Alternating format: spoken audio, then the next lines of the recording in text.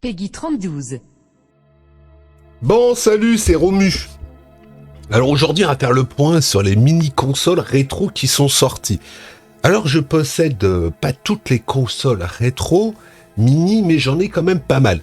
Alors on va commencer par la toute première qui est sortie, c'était la NES de Nintendo, où il y avait les câbles qui faisaient 80 cm, qui coûtaient dans les 60 balles, si je me rappelle bien de mémoire, qui a été en rupture de stock quasiment instantanée, où nos amis les scalpers les vendaient pour 300 €.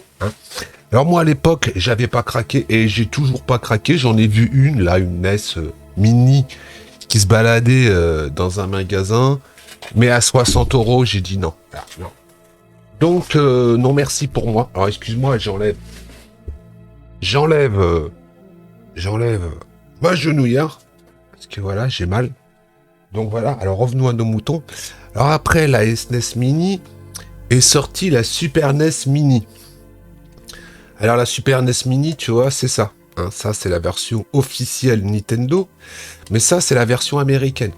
Alors pourquoi je possède la version américaine? Puisque j'avais une version, on dira européenne, que j'ai donnée à une personne qui a fait « Ah, ça sent la cigarette » avec la petite clé USB à l'arrière avec Akshi. Voilà. Alors personnellement, cette console, maintenant tu la trouves dans les 250 € en boîte avec les deux manettes. Voilà, donc pour une valeur, je crois que j'avais acheté ça 80 €, il me semble, en import, 80 balles. Voilà. Maintenant, elle coûte 250 balles. Non, hackée, hein. Hackée, elle coûte un peu plus, elle est dans les 300 €. Voilà. Alors après est arrivé par chez nous, et bien tout simplement la Mega Drive Mini. Voilà. Alors la Mega Drive Mini, pour moi, c'est une console sympathique, mais voilà. On peut aussi la hacker, hein. On peut aussi la hacker avec le même système que la Super Nintendo. Mais personnellement, voilà. Alors moi, j'avais acheté le Tower Tour, le lecteur CD et le 32X et la cartouche. Mais c'est un abonné qui l'a gagné sur la chaîne et il m'a dit Romu, bah garde la console. Donc j'ai gardé la console. Ça se trouve dans les 110 € à peu près, il me semble, sur Amazon. Alors après, il y a eu la PlayStation Mini que j'ai eu et que j'ai filé, que j'ai revendu à un de mes abonnés, c'est-à-dire au prix de la console que j'avais achetée, c'est-à-dire 30 €, avec une clé USB avec tout ce qu'il fallait dessus. Donc la clé USB, je l'avais payé 35 balles. Donc je crois que j'y avais revendu 65 balles ou 70 balles. Donc un regret de l'avoir revendu cette console parce que maintenant on la trouve allez, 30-35 balles dans les brocantes. Donc voilà. Et après est arrivé en mini console. Pour moi, l'une des meilleures mini consoles qui est sortie, c'est tout simplement la PC Engine. Voilà. Alors moi j'ai la version, je crois que c'est la version française, ça il me semble, si je dis pas de conneries, ou c'est la version US, je sais plus. Je pourrais pas dire de conneries. C'est par rapport aux couleurs, hein, voilà.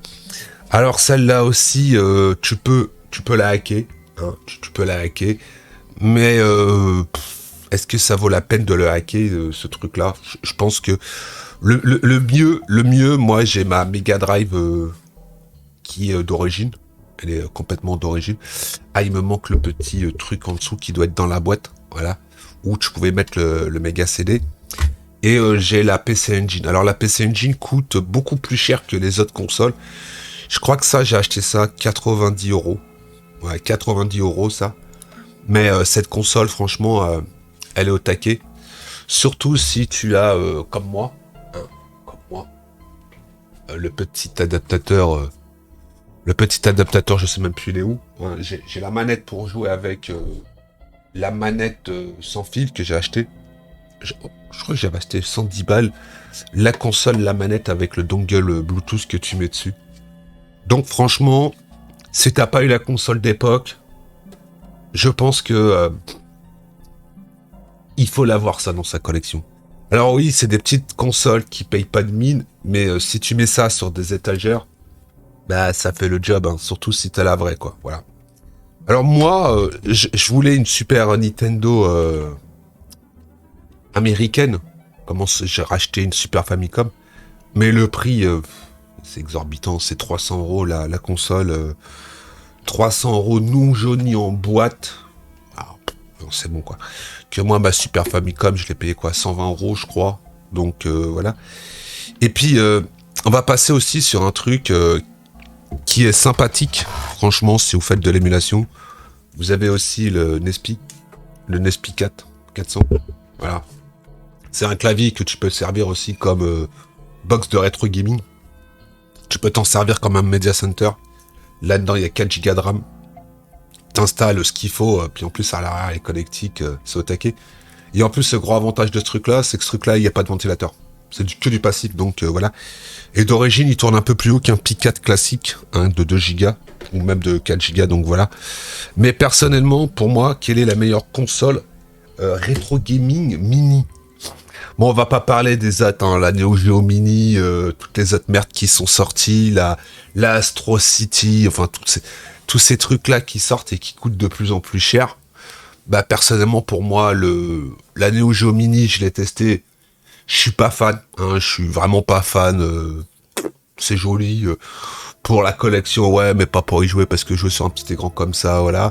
Il y a eu le stick arcade Neo Geo qui est sympatoche que tu peux aussi hacker, mais bon. La qualité du stick, c'est vraiment bas.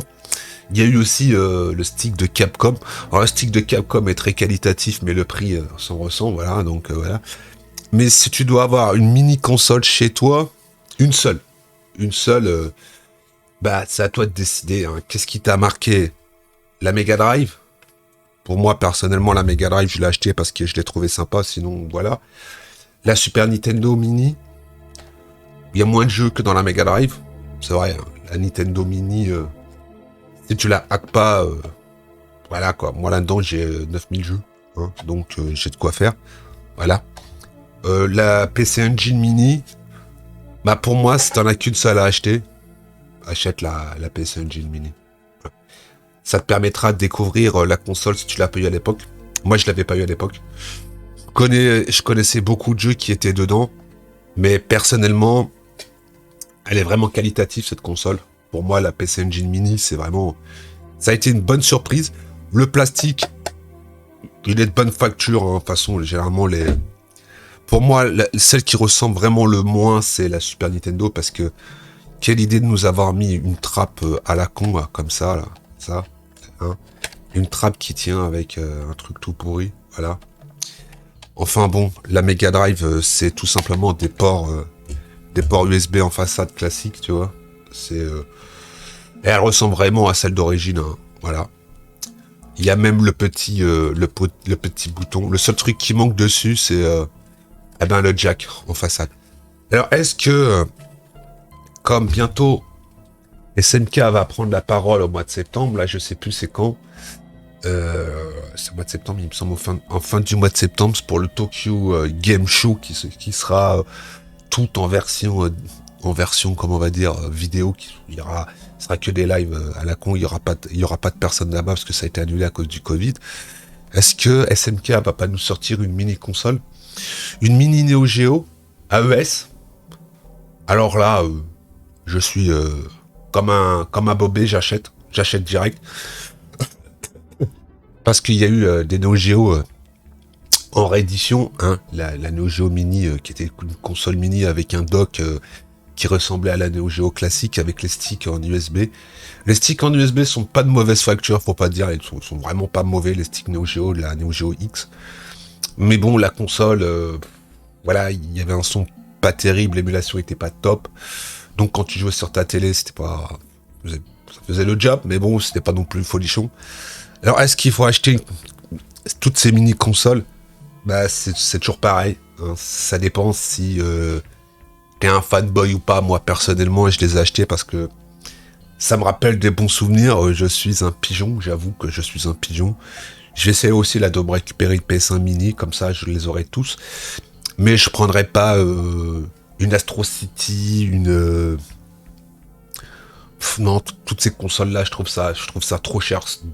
Quasiment 200 balles pour une console avec un écran. Non. Et en plus, l'émulation là-dessus, sur certains jeux, c'est vraiment pas... Franchement, si tu veux vraiment pas acheter de mini-console, hein, si tu veux vraiment pas en acheter et que tu veux te mettre à faire du rétro, ben achète un Pi 4. Hein. Tu t'achètes un Pi 4, tu vois, t'achètes un Pi comme ça, ou même un Pi 4 classique de 2 gigas avec un boîtier à la con, une carte SD de 256 gigs. Tu t'en sors pour 90 balles, 100 balles. Et puis ben tu prends après ce que tu veux comme système d'exploitation, hein, parce qu'il y a des systèmes d'exploitation, il y en a. Il y en a une pelletée, donc voilà. Mais bon, personnellement, moi si je devrais en garder qu'une seule de console mini, mon cœur balance entre la Super Nintendo et l'accord graphique. Voilà.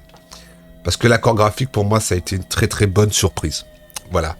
Une très bonne console, hein. L'émulation là-dessus, elle est au taquet. Franchement, même l'interface, c'est l'une des plus belles interfaces que j'ai pu voir sur une mini-console. Voilà. L'interface de la Mega Drive est vraiment pourrite. Il n'y a rien à dire. En plus, là-dessus, si tu la craques, c'est une usine à gaz. On dira la plus polyvalente à hacker et la plus facile à hacker, c'est la PS1 mini. Voilà, tu mets une clé USB formatée en FAT32, tu rajoutes tes jeux dedans, tu installes un truc dessus à la racine de la clé, puis basta. Sinon, le plus simple pour faire d'émulation, c'est un Pi 4. Bon, franchement. Alors, le problème de la Super Nintendo Mini, c'est pour tout simplement scraper tous les jeux, hein, parce que j'ai mis, voilà quoi. Et là-dessus, je peux vous dire que elle fait le café, cette console. Voilà. Bon, moi sur ce, je vais vous laisser. Je vais vous souhaiter une bonne journée. Puis on se retrouvera plus tard pour des nouvelles aventures. Donc c'était un petit tour de toutes les petites machines qu'on peut trouver, toutes les mini-consoles, voilà. Hein. Alors, faites-vous plaisir, hein, de toute façon, on vit qu'une fois. Hein. Allez, moi je vous laisse, je vous dis à plus dans le bus.